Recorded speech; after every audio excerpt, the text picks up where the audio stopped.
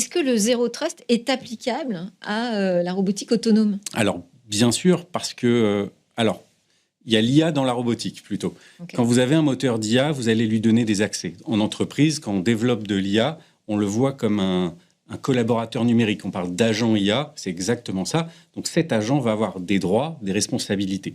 Dans un robot, alors je ne suis pas expert sur le développement de robots, mais j'imagine que l'entité qui va faire parler le robot va être complètement différente de l'entité qui va peut-être piloter le muscle. Forcément, il va y avoir des liens entre les deux. Mais en tout cas, certaines commandes vont être actionnables en fonction de certaines instructions. Et je pense qu'il faut vraiment segmenter quelles sont... Un peu comme dans la voiture autonome, finalement. Exactement, mais on parlait du risque des robots. Siloté. La voiture autonome, c'est exactement le même sujet. On pourrait avoir une voiture bélier prise par quelqu'un qui n'est pas dans la voiture. On va aussi vers des avions, je pense, qui seront pilotés sans pilote. Alors, pas dans les années qui viennent immédiatement, mais aujourd'hui, on sait très bien le faire avec des drones. On le fait avec des métros dans Paris. Pourquoi on ne le ferait pas avec des avions de ligne ?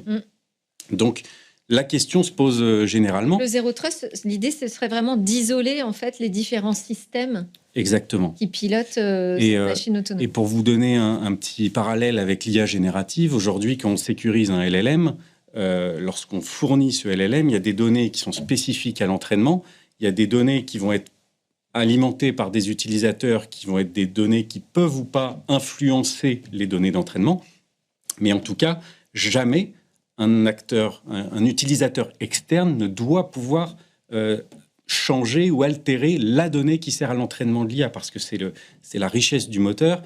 Et donc là, typiquement, on parle d'accès, de droits et de responsabilité. Il doit y avoir une barrière franche. J'imagine qu'en robotique, quand on interagit avec le robot, quand le fournisseur envoie des commandes, il doit y avoir des garde-fous, et on peut faire un parallèle avec le modèle Zero Trust.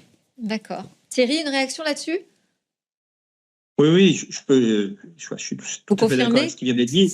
Oui. C'est le même principe. Ce que je peux ajouter, c'est on commence maintenant, les constructeurs commencent à penser à développer des SIEM embarqués. Donc le SIEM, c'est un système qui va qui va superviser, par exemple, un système d'information, le système informatique d'une entreprise. Donc là, on a des SIEM qui sont depuis longtemps qu'on sait faire pour les systèmes qui sont fixes, qui sont statiques. Pour les robots ou pour les satellites ou pour les avions, on va vers du SIEM embarqué, c'est-à-dire dopé par l'IA évidemment.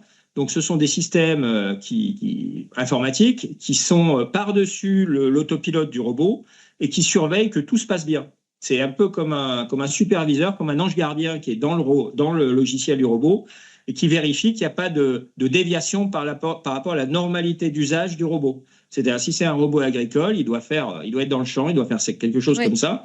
Et on ne doit pas le retrouver dans un appartement, par exemple. Donc là, il y aurait une déviation statistique par rapport à la fonction initiale du robot agricole.